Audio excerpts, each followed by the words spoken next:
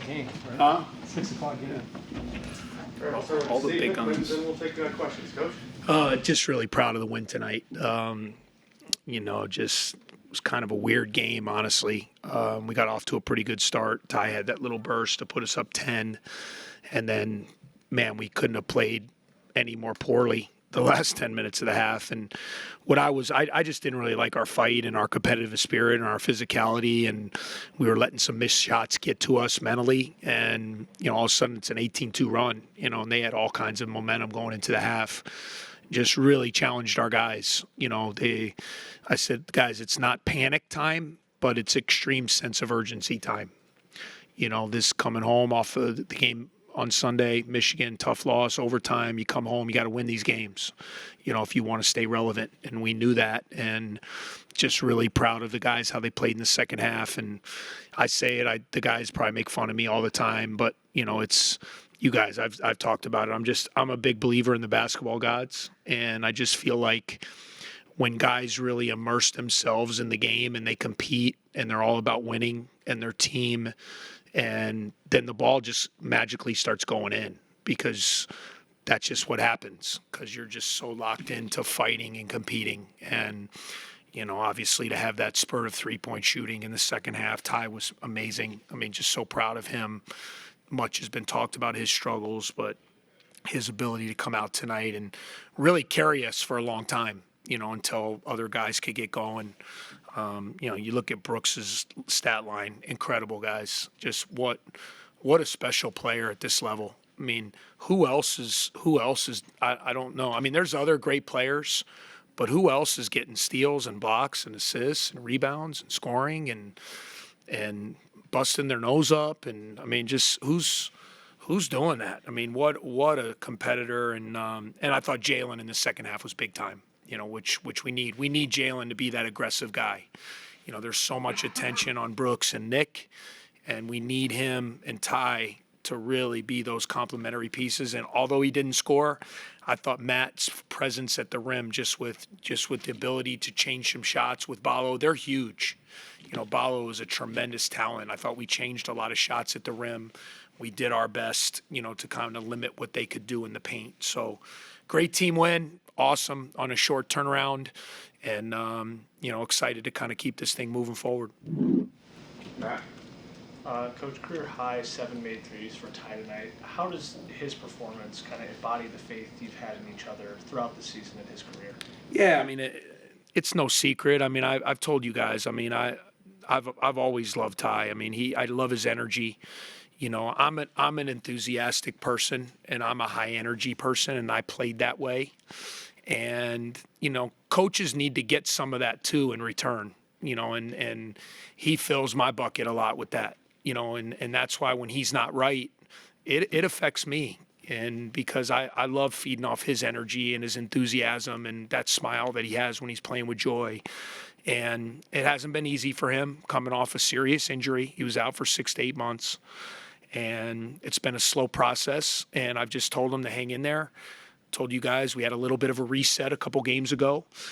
Just come off the bench here and just kind of it's not a demotion, but let's just take a look at something different. Maybe, watch the first 4 minutes, feel your way. And ever since he's done that, he's just responded in a big way. But it's not surprising to me, because that's the kind of person he is. And what he's meant. He's a big part of, guys, these last 2-3 years, this resurgence of our program and winning and culture and things with leadership and teammates and all those kind of things. Like he's a huge part of that, and it's just awesome to see him have that kind of night. Game with him playing 30 minutes in that bench role, do you think that's where he'll be going forward? I don't know. I started him in the second half, so I just felt with the urgency of the game, we needed our vets on the floor. We were down 6, but we'll he knows he's going to play, and he's going to be at the end of the game. So whether we choose to keep bringing him off the bench or not going forward, we'll figure that out over the next couple days. But he knows how big of a role he has on this team, regardless if he starts or not. Coach, you mentioned that 18-2 run right before halftime. I think you guys missed 12 straight field goals going to half, and you said that you told the guys that it's extremely nervous time. Well, not nervous, sense of urgency. Sense of urgency time. Yeah. those conversations at halftime, is that a lot of coach-driven talk, or is it the players who are leading? I think it's both. You know, what I do a lot is I go in there initially and give them my initial thoughts. And then the coaches and I kind of go to our coaches' room and give them about 5 to 7 minutes to let them talk about the game. So there's initial where it's coach-driven by me, usually just very positive and nice, and don't raise my voice at all. But then our coaches kind of go and talk about what we need to do, and then they have time to kind of talk about what's going on. And fortunately, we have great leadership, and they responded. Like I just told them, guys, I mean, this is a season-defining half coming up, you know, and we can choose to have this thing go either way. And I knew what the response. I didn't know we were going to win, but I knew how they were going to respond, and it was just great to see them play that kind of half in the second half. Today, your defense forced 17 turnovers, 42% on their field goal attempts. What did you see out of your defense today that made you guys so effective? Yeah, I just feel like we've been playing better defense. You know, we've kind of not recommitted, but greater sense of urgency. I've really challenged the guys in scouting to really lock in even more, even at a higher level. And guys, even the Michigan game the other night, like we held them to 65 in regulation. I mean, on their home floor, Michigan was averaging 90 plus a game. You know, and we did we just didn't close the deal. You know, we didn't make a couple shots there at the end, but you know, I feel like these last 3 games in particular, the Maryland game, Michigan game, and now Indiana, we're kind of getting back to that defensive identity that we need, our hand activity, our aggressiveness, our physicality. And it's good to see because we're going to need it. We're going to need it as we move forward. Hey, Coach, this is 5 straight over Indiana, something that... Yeah, somebody told me that. Yeah. He said it's been a while. Just a Andy little Katz while. told me it's been a few years when we were out on the floor. 1915. 1915? 13 to 50. Yeah. Wow. Must have been some good Northwestern teams. Yeah. What does that say about your program and how far you've come? Guys, I just said we're just trying to earn our respect in this league. We're in the best league in the country, and you know you play a team like Indiana that's got 5, 6, whatever national championships and Big Ten titles and historical players and coaches, and we have that down the line. The Purdue's, the Illinois, the Marylands. Like we're trying to build something here. You know, and it's a fun process, but you also know it's going to be harder. It's going to be harder for everybody. It's hard for fans to understand that. It's hard for other people who wear striped shirts to understand that. But we've become a good team. We've become a good team, and we have good players, and we have a winning identity, and we fight really hard, and it's shown over these past couple years, you know, with our wins. I got 2 for you. It seems like there's a moment, not in every game, but Brooks kind of makes you hold your breath a little bit. Only one? Is he good? Is Brooks okay? With his, he said he just, but I don't know. He may not be, but he's a warrior, guys. I mean, I just tell each of you guys, if you're ever in a tough spot and you need to go into battle in any way, shape, or form, you want Brooks Barnhizer by your side. I mean, he's going to fight to the death for you. I mean, when he believes in you, and when he has your back, and I just love that about him. And he said he just fell on his nose, so he assured me that he's going to be okay. But I'm sure he's going to be pretty sore, you know, tomorrow, and you know, hopefully there's no residual damage. When you're up for 54 to 52, and you go on that run and make it 70 to 56. What went into that? How much did Ty's shooting open up Jalen's shooting? Yeah. And space the floor? Well, it becomes contagious. There's no question. Just like missing does. You know, I think in the first half you said we missed 11 or 12. When everybody's missing, that can be contagious at times. And then when the ball's going in like that, I think it can become contagious. And I think Ty hitting those shots, and then that unleashed Jalen. You know, Nick made a couple threes. Brooks stepped up, made a big 3 during that stretch. So, you know, I thought we kind of fed off of Ty's shooting and really got hot there for a while. I mean, you've talked quite a bit about Ty's big game tonight, but this is 3 solid games in a row. Yeah, sure. What kind of was happening behind the scenes? What were those conversations, and what was he working on to get back to this point? Yeah, I mean, just work. I mean, there's no magic potion. Like you just get to work. You get, and the one thing I was on him, and it's hard because I had a serious injury when I was in college, and you know it especially, and I had a foot injury. His was a knee, but there's a time period where not just your health, but just getting your mind back to that fire, that competitive spirit, and it's not that it's bad. I mean, he was fine. I just didn't feel like he was all the way. And I really have challenged him. You guys have been following us. I've told you guys to find that, refine that fire. You know, he's got 12 games left here at Northwestern. He's been a great player for us here for 5 years. He's been a great student. He loves this place. I said, man, like let's regain that stoke that fire for these last, and he's responded. And it's him. It's nothing I've said. It's nothing, his teammates support him, but it's him. He's gotten in the gym. He's worked hard, and he deserves it because he's put the time in to get himself back. Coach, this has been the second straight game where Brooks, Nick, Jalen, and Ty have been your only 4 players. I just saw that. Goals. Does that trend concern you at all? Yeah. Or, No, it does. Yeah. Yeah, I mean, it absolutely does. And I've said it. We got to try to look. You got to survive the game. So whatever that game tonight. Like tonight was a game for the vets. I rode the vets the second half. They were playing well. That group was playing well. We went with those guys. But, this for us to be the team that we want to be, we need the 2 freshmen. We need Justin Mullins. We need Luke and Keenan and Matt. I mean, Matt's playing well. Matt's never going to be a big scorer. We have to opportunistically. We had him late there, and we had a turnover that would have put us up 16. But we need to find a way. Can Matt give us 6 to 8 points off his dump offs, off his lobs, offensive rebounds? But yeah, I mean, we can't just rely on 4 guys to score to win in this league. But tonight, we had to survive, and that's what it took. And, I have a lot of faith and belief. We're going to keep working with our young players. We're going to keep spending time and investing in them, and hopefully that'll start coming to fruition in games. A couple more questions to the back. Yeah, Coach, you said you started Ty for the second half, and you also didn't take him out. He played the Yeah. entirety of the last 20 minutes. Yeah. Even if he's not starting for you guys, what does it mean for your team to have a player of that caliber and with that experience being able to close games for you? Yeah, I mean, you said it. I mean, just winning experience. I mean, I've talked about it a lot. When you cross the bridge to become teams that I admire, programs that I admire, there's a belief, and I was a part of one of those programs for 17 years. So you feel it when you get in those games and they're close. You just believe you're going to win. You don't hope you're going to win. You believe we're going to win because that's what we do. And over the past couple years, I've started to see that attitude, and certainly Boo was a big driver of that, but Ty and Brooks and now Nick and Matt Nicholson and all these guys that have been a part of that, Chase Audit over the past couple years that have kind of brought that winning, Robbie Barron, winning mentality of, no, guys, just because we're Northwestern, we're still going to win. And Ty plays a huge role in that, and a lot of it because he's done it. It's hard to say it if you haven't done it, but when you've done it in big situations against good teams, home and road, then you start to feel it and you start to believe it. Any more questions?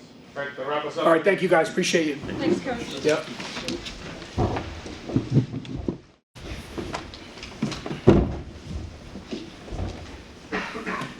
We've got Ty, Berry, Jalen Leach here. Do you have any questions for these guys?